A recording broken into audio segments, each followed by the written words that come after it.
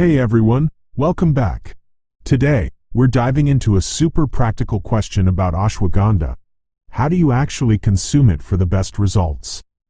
It's one thing to know about its amazing benefits, but it's another to figure out the best way to incorporate it into your daily routine so you get the most out of it. Now, you might hear ashwagandha discussed in terms of something called doshas.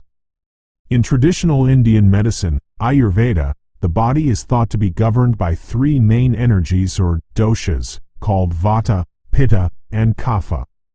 Ashwagandha is often praised for its ability to help balance two of these, vata and kapha dosha.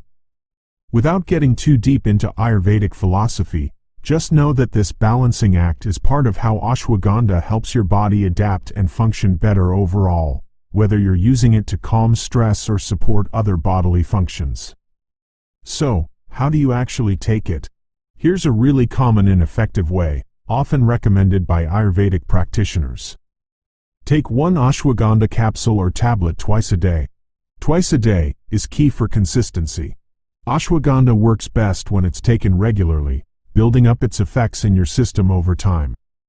Spreading the dose out ensures a more consistent presence of the herb's beneficial compounds in your body throughout the day and night. With milk or warm water, this is often recommended because it helps with absorption and digestion. Warm water can help your body break down the capsule or tablet more efficiently. Milk, particularly warm milk, is a traditional Ayurvedic vehicle for many herbs. It's thought to help carry the benefits deeper into the tissues and is also considered calming, which aligns well with ashwagandha's properties. If you're dairy sensitive, warm water is perfectly fine. After 2 hours of meals. This is an important detail. Taking it after meals, and giving your digestion some time, say, 2 hours, means your stomach isn't completely empty, which can help prevent any mild stomach upset some people might experience. It also ensures the ashwagandha isn't competing with food for absorption, allowing your body to focus on utilizing the herb. Along with your existing treatment, this last bit is super crucial.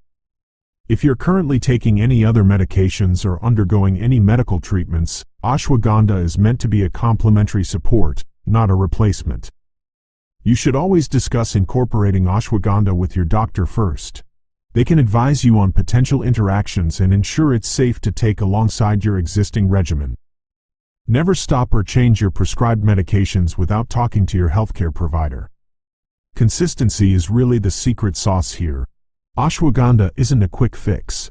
It's about gradually bringing your body into a better state of balance. By following these simple tips, you're setting yourself up to get the most out of this incredible herb.